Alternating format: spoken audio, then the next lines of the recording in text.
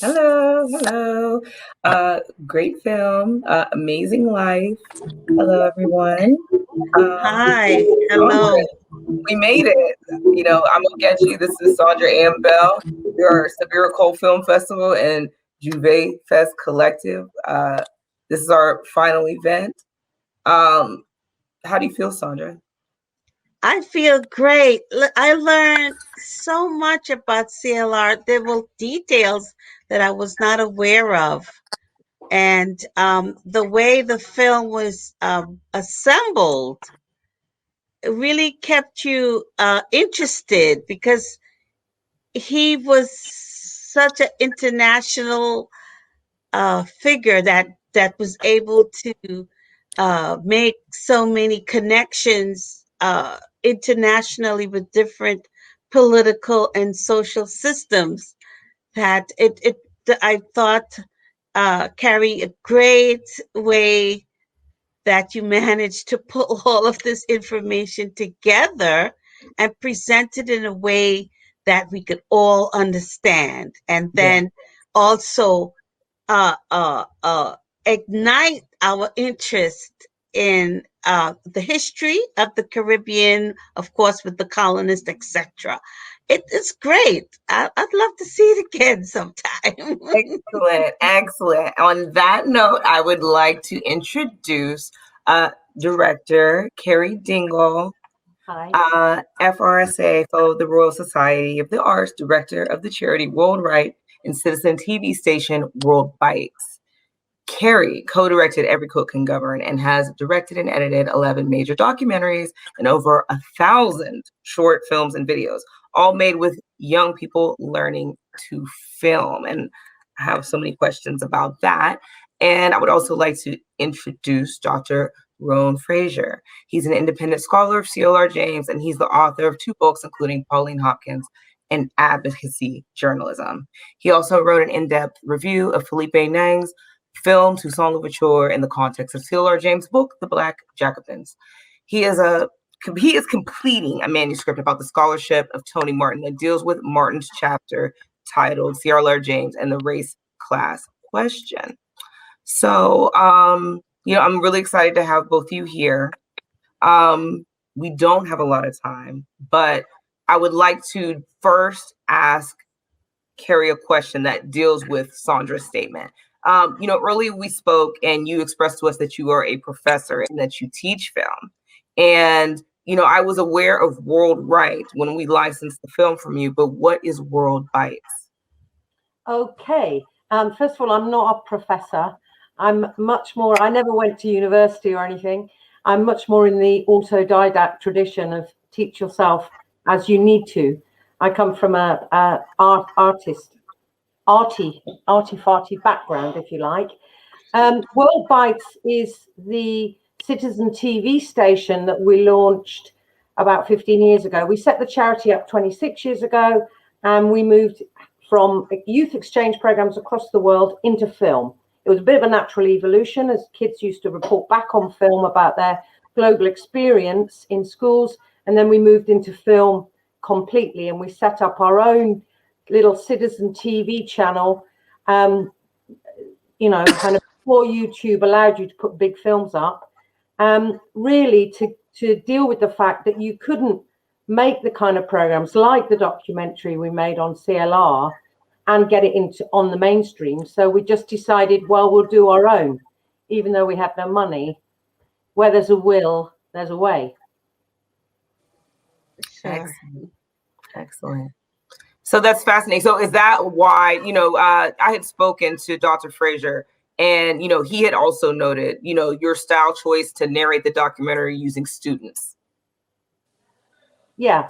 Well, everything we do is with young people. I mean, we're an education charity, and we put, if you like, a primacy on new knowledge and critical thinking and getting young people to understand, history and politics and current affairs.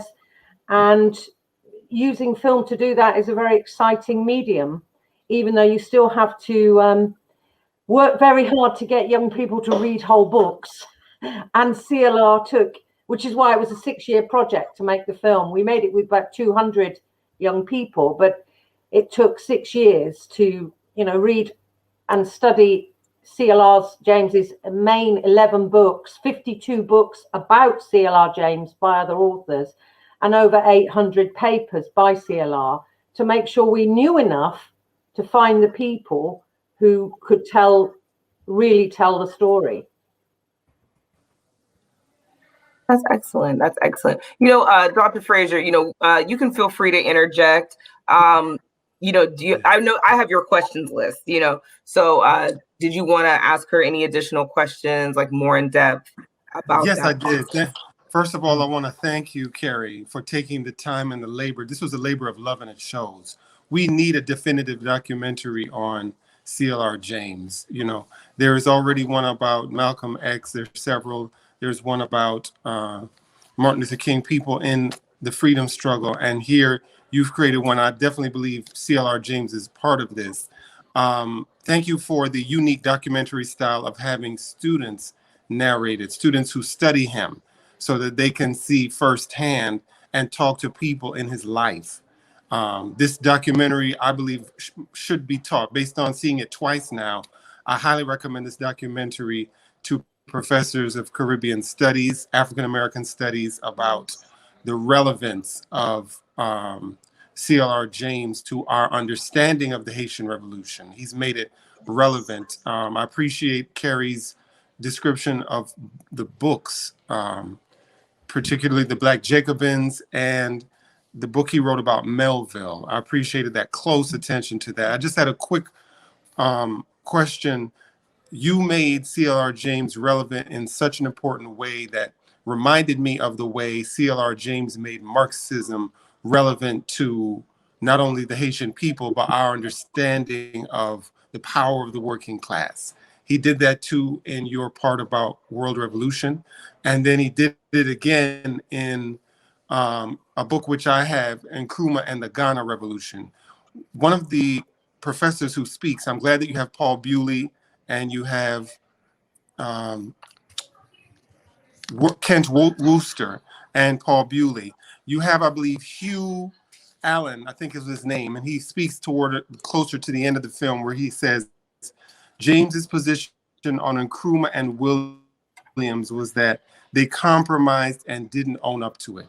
Could you talk about how important you saw in your work on James as a filmmaker and a researcher, how important leadership was to him? Sure. I think those are very pertinent and actually very important contemporary points to understand. And in fact, there's a whole other section I'd love to put in the film, but it's becoming so huge. I mean, we ended up with, I think, over 700 hours of footage, and to try and whittle it down just to the two, and when you're filming with young people, obviously that's going to happen. You're going to have a lot of sky and feet and stuff, as well as, academics who can talk for 3 hours to tell you what you need in a 30-second soundbite. And the story, for example, when C.L.R James goes back to Trinidad in 58, and he actually stands against Williams, he sets up the Workers and Farmers Party and runs against Williams himself, because he recognizes the problem of that compromise.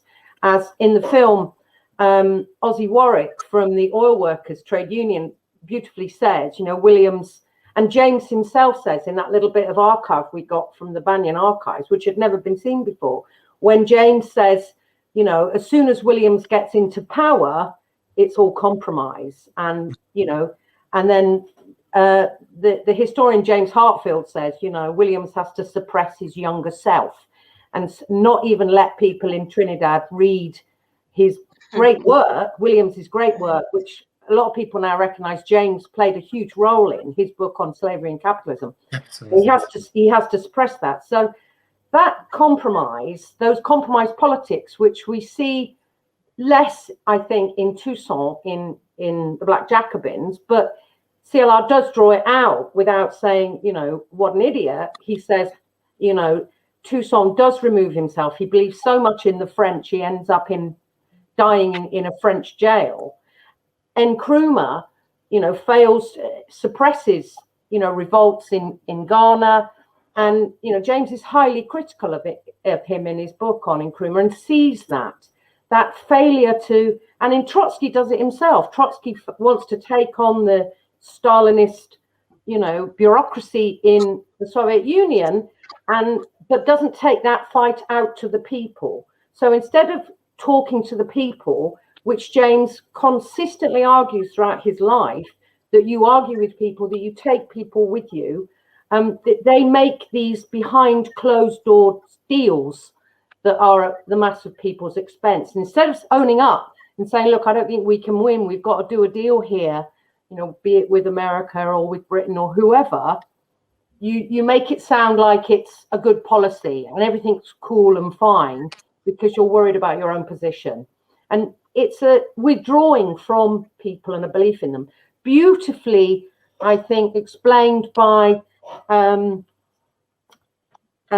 Worcester when he's talking about mariners. So the character Ishmael, who's the narrator in the Moby Dick story, who's up the mast in the book, you know, he's looking down on all the sort of milieu of the crew and doesn't get his hands dirty. He doesn't like the smell and the you know, what goes on amongst the ordinary crew on the ship.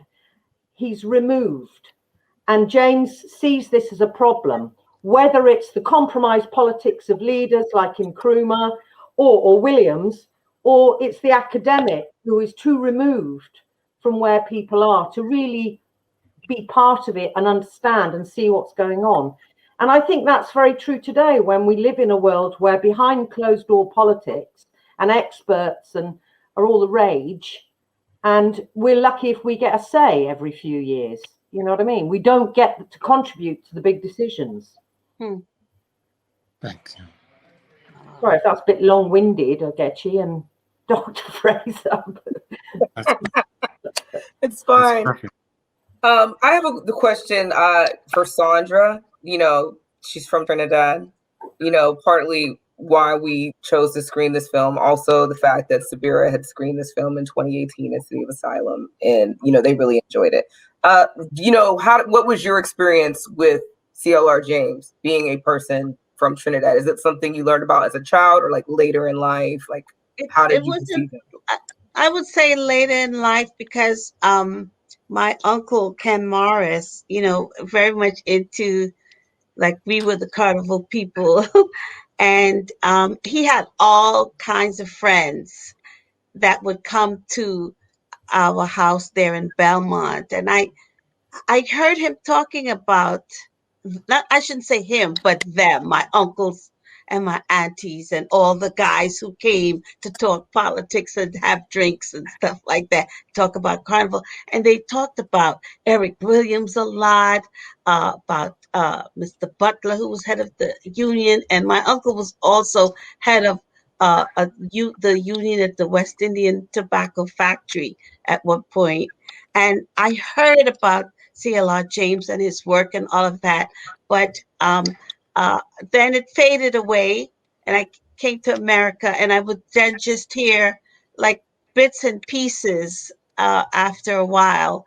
But I know that C.L.R. James was very prominent in the circle that I grew up in, and that even though we were all about carnival, but it was all about politics as well, and what was happening down in the oil and south of Trinidad with the Americans, and the deals that were being made, and the sugarcane fields, and what was going on in Jamaica. So I just heard. I wasn't really like part of the conversation. I was a little girl, but I knew it was very strong. Mm-hmm. You know, I mean, you know, my introduction to C.L.R. James was seeing this film when Sabira screened it.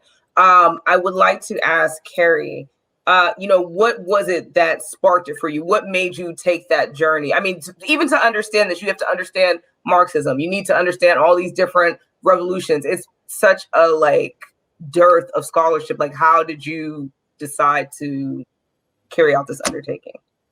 Well, I'd been involved in politics since I was young, so I'd already seen myself as a Marxist. So when I'm 21, I've read C.L.R. James and Black Jacobins. So, and because it was the sort of thing you read, you worked through Marx and Lenin and all these other things, and tried to arrive at, what you believed. And even though most of those things are now old hat and seen as kind of dinosaur tradition, nonetheless, there's a huge amount you can still learn, I think, from those original texts, and CLR is part of that. So, but it was actually, I'd worked with a group of young people to make a film about the British suffragette, Sylvia Pankhurst, who's less well known than her mother, Emmeline Pankhurst, who's seen as the #1 British suffragette, but actually it's her daughter, Sylvia, who mobilizes working class people behind votes for women, and is quite a heroine, in my view, in the East End of London.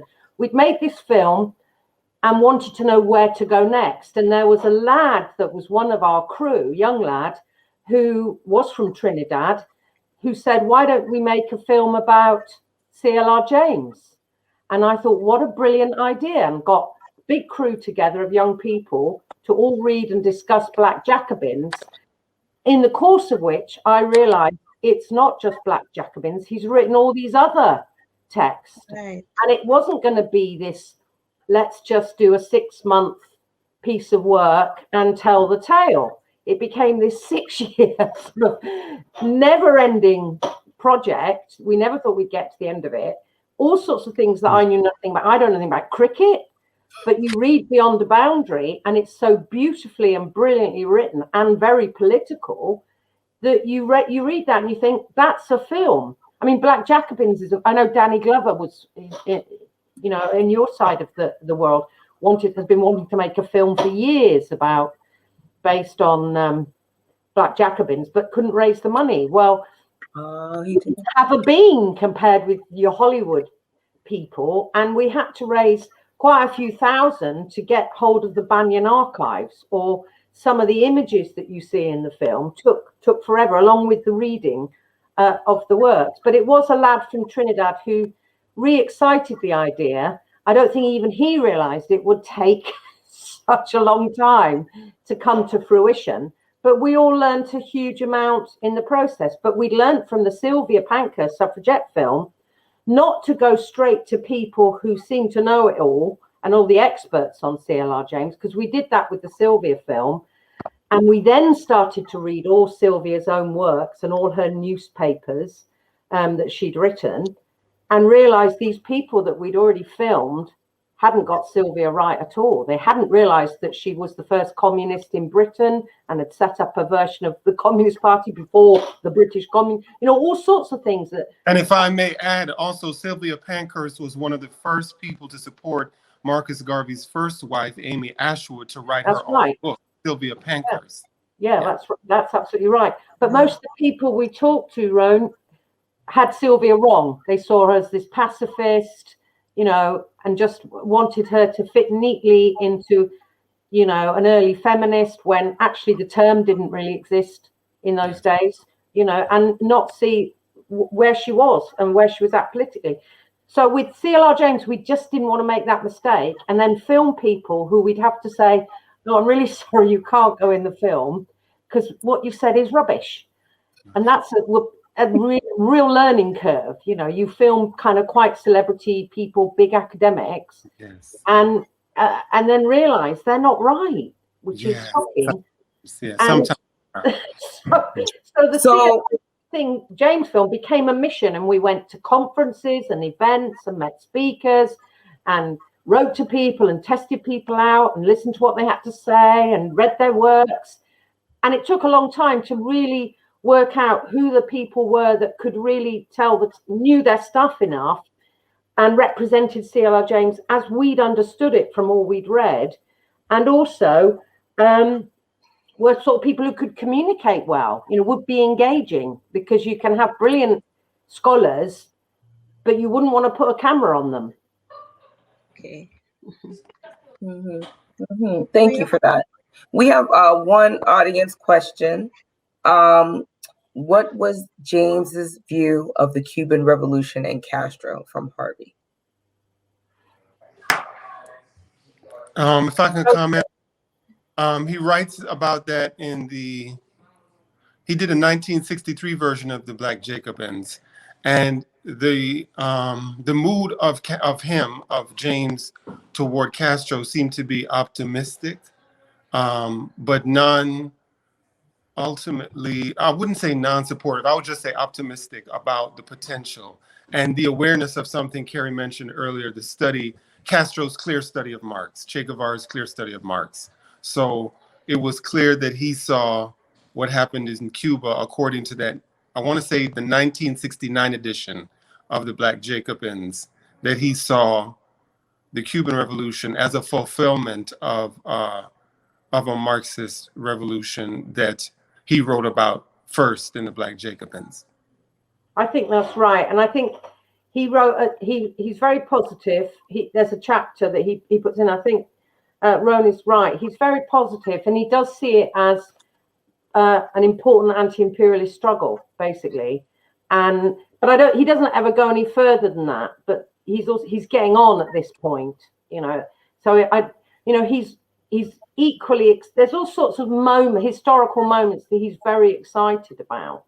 You know, he's very excited about the Hungarian Revolution. He's very excited about what's going on in Cuba. He gets excited about all sorts, and he writes with great passion and whatever. But then a friend of mine did the very last interview with C.L.R James before he died.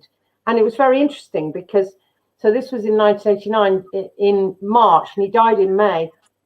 I think I've got that right. And this guy, a writer friend of mine, managed to get an interview with him. And he asked him, he said, what do you make of Margaret Thatcher? Because it was in Britain, it was the Thatcher period. And C.L.R James says, bring me everything she's written, and then I'll tell you. Because, he would write on the basis of first impressions, but he took really seriously looking at everything in depth to give any kind of, real guidance or make any kind of judgment or decision. He really would go to town on stuff. And he did that for the Black Jacobins, the amount of time he spent in France and all the rest of it and he spent his whole life just writing and rewriting things for the Black Jacobins, which is, not surprising because it's so inspiring, but also just his level of scholarship. At the same time, he's a 24/7 political activist, which I think for me was one of the reasons I wanted to make the film, because he embodies that whole idea at the same time as you can help young people get an appreciation of the whole of the 20th century through the eyes of one man. Yes, for sure. Yeah.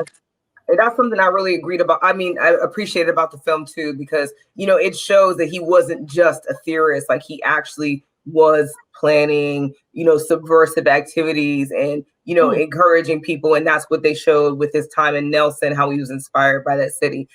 One question I wanted to ask Dr. Fraser, what was it that drew you to C.L.R James? Are you Caribbean? Are you Trinidadian? Like, what was the thing that made you go, this is it? You're on mute. You're muted, Dr. Fraser. Thank you, Ogechi, for telling me I'm muted. I'm glad I'm unmuted now. You asked me what drew me to C.L.R James, what Ceri did with this film, which is make C.L.R James relevant. She said, and she made it relevant to yourself and to those watching. C.L.R James, wow. As Ceri just said, in the Black Jacobins, Toussaint is the lens for the 20th century, to teach you leadership, and what I was hoping, which really didn't need to be provided though, were the excerpts of the Black Jacobins. One that speaks out to me is the part where C.L.R James describes his assassination of his nephew because he thought his nephew was too aggressive in a military battle of the Haitian Revolution, where he was over aggressive towards French forces. So Toussaint had him executed. And the way C.L.R James writes about that, he calls that a fatal error. And he said that was the beginning of Toussaint's downfall. And he just makes, to your question, Ogechi, he just makes you feel like, wow, I could be a hero like C.L.R James. Well, really, like Toussaint. I could be a hero like Toussaint, even though I'm human and I'm fallible. And he shows that even in his heroism, even in Toussaint's heroism, he, like Achilles, was flawed, and his flaw was the fear of overaggression and how he alienated himself from the very workers that he first organized. So just I guess what drew me is he makes, when you know the significance of the Haitian Revolution, he makes the reader believe that they can be Toussaint, the way that Ceri's film made us believe that he is our intellect. C.L.R. James is that person who asks us, what is the point of knowledge? How do we apply it? And so his that's what his work, C.L.R. James' work, does for me. Sounds like I got to get my hands on a copy of this book. Seems like a good read. Definitely. Yes, for sure. Awesome. Like to read it. Absolutely awesome. Mariners, Renegades, and Castaways is a really gripping, easy read. Actually, I mean, Black Jacobins is a classic that you got to read, but Mariners is a great way in, actually, because it's it's the story, and it's terrifically written. Yes. So I'd recommend that too, and Beyond the Boundary, and there's plenty more. And have a look for the little piece that he takes. We named the film after. There's a little piece called "Every Cook Can Govern" by C.L.R. James, and which in itself is a wonderful belief in people and their capacity, and all of our capacities to become knowledgeable and change the world and to do great things. And what I love about C.L.R. and those clips of archive we got is that bit where he's saying what he thinks young people should read. And he comes out with this list and read this in French, and then don't forget Don Quixote, and oh yes, you can add on this. And you are young people going, what? I just look at Google, and I need to know something. And but we felt we had to do that work to do justice to C.L.R. And I think we can all like Dr. Fraser, and we're not, academic. We can all do that. We can appreciate great writing and understand it for, not because it's a recipe for now. They're never a recipe for now. Politics is like C.L.R. James' writings are not a cookbook. They don't give you the answers, but they make you appreciate possibilities and appreciate people and their potential. And that's a great thing we can get from people like C.L.R. Well, thank you. Thank you both. Thank you, Dr. Fraser. Thank you, Ceri, for doing that work and, making it relevant for youth. I think that was just totally clever style decision. It made it fresh. It broke up the shots, really enjoyed it. This is Mout Open Story Jump Out Caribbean film series. Sandra, take us home. Would you want to tell them why we did the series? When do you want to tell them? Well, we, right now, as you know, the COVID pandemic has sort of turned our life around. I wonder what C.L.R. James would think about all of this. But it has made us, look for other ways to stay connected, to share information, since we can't be together or out in the street like we usually would be, forced us to do some things that I think is good.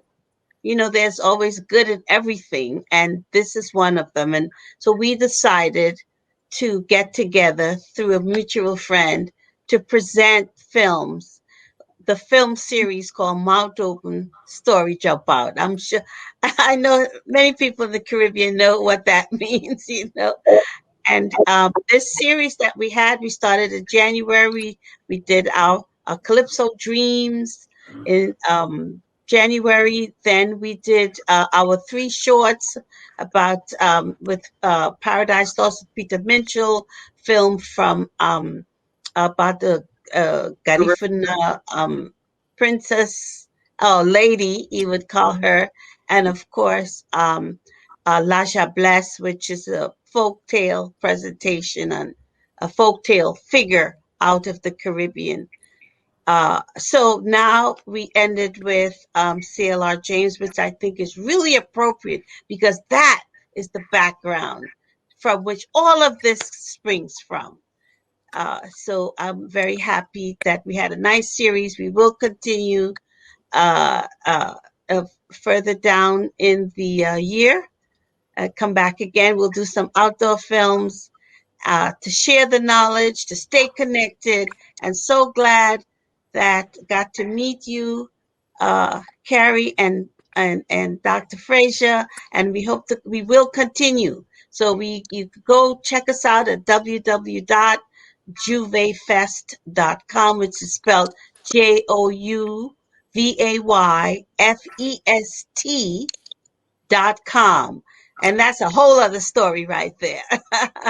And check out the JouvayFest Marketplace. And of course, Yes. come back for our summer series. We're going to be Severe Whole Film Festival, 3 films in the summer here at City of Asylum. Thank you all. Thank you, City of Asylum. Thank you, all the patrons. Thank you, everybody who supported Sabin Film Festival. It feels so good to be able to remember Sabira. We are blessed, and we thank you all. Just keep in touch with us.